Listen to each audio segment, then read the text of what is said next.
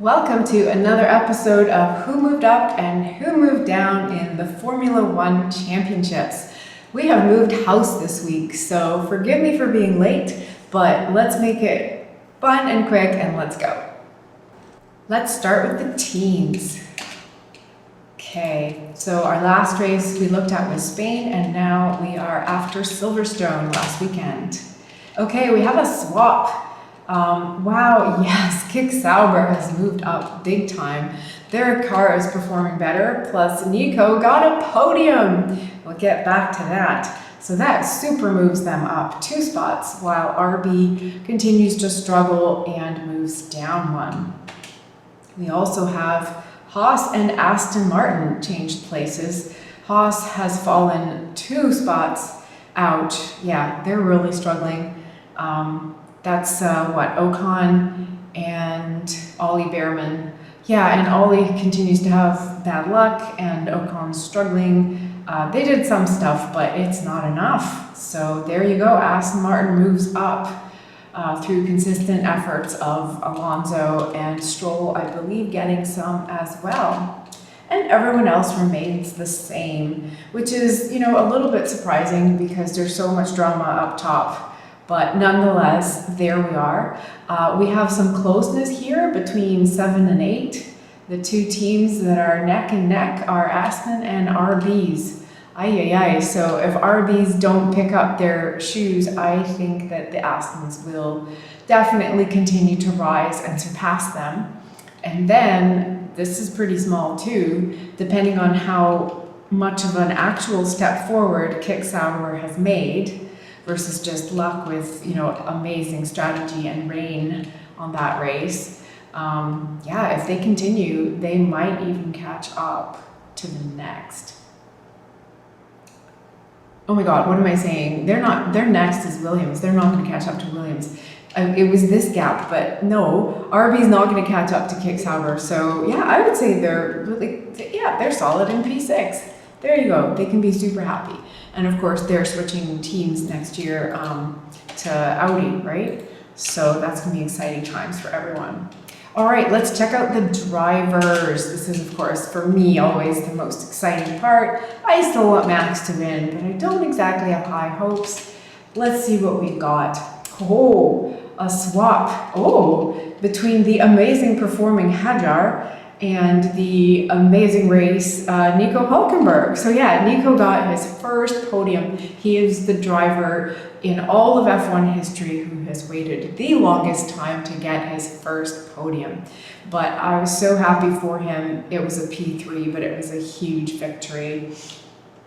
So yeah, super happy for him. He's such a great driver. He extracts the most out of any car he's been in. So he deserves it and more. Hadjar, no fault of his own. Their car's been bad, so he can't help but drop. I don't think there's anything he has done or could have done. Okay, we've also got now Sainz and Gasly switch places. So Sainz falls down, well, with Williams continuing to have some pretty bad luck, failures, strategy stuff, mistakes, bad qualities. Really struggling, which is surprising because they had such a great start. Ever since James Vowles stepped in, he really kind of turned things around. But we'll see how it goes. And then Gasly got a great set of races, actually being in the top 10 a couple times, I think. So yeah, there you go. Gasly moves up. Happy for him, definitely. Happy for him. Where's his buddy? Where's his buddy in the Alpine? Yeah, it's Colapinto. Colapinto is Alpine. Okay, there we go. Sainz and Alexander Albon are Williams. Okay, so yeah, we messed up on that, and yeah, we'll get that fixed. Franco Colapinto is Alpine. Okay, but apart from that blooper, let's move on.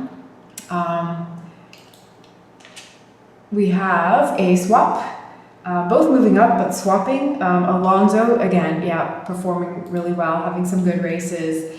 And then Lawson So he had one good one, so he finally was like, oh, you know, I got something out of this car. But yeah, overall, it didn't help too much, but it was enough to move up in the championship a little bit. Okay, what else? Right, because people moved up, people moved down. So yeah, Tsunoda continues to struggle in the Red Bull. Just, there's always something. It's not just necessarily his performance. His performance is okay. You know, he's got a good Saturday quali, getting a good, better feeling for the car, but then stuff is happening, like he's impeded or some kind of penalty or stuff. So he's just literally almost in tears in his interviews now. He's a demotivated guy right now. He's hurting and is like, can we just have one weekend where nothing bad happens? Anyway. But there we go. And Ollie Behrman has also fallen down. Yeah, again, struggling in the Haas. Ocon's actually, yeah, he's actually holding his own, even though Haas is falling. Okay, everyone else is the same. Let's see our gaps. Okay, it's on between Piastri and Norris. Max has really fallen. Things would super have to turn around for Max. And I felt so bad for him this past weekend with the rain. They had made a gamble, I guess, and they set up the car for, what was it? Low downforce? Or was it high downforce? But the opposite of what was required on a rainy day. And so, yeah, with the car just being tuned wrong and the rain, it was miraculous that he pulled off what he did. So, yeah, Max is still in P3. He hasn't lost it. But the gap to Russell, let's see. Where's the gap to Russell? 137. Oh boy. And now it's 18. Ouch. Okay. Oh, I'm gonna hate that day. Okay, let's not talk about that anymore. I think Lando can pass Piastri. Let's see about that. We've got some closeness here with Hulky making huge strides. So again, if their car is actually better and it was not just a miraculous rain day performance, yeah, he might actually catch Alex. So that's pretty significant. We've got closeness all in here. So this is between Ocon, Hadjar, Stroll, and Gasly, all having some closeness, with Gasly being on an uptrend and Stroll holding on. And then another closeness down here between Sainz and Lawson. Ooh, with Sainz falling and Lawson maybe rising. He's rising a little. Let's see. Let's see. Okay, wow. So much of the top remains the same, but we've definitely had some shuffling midfield and some shuffling backfield.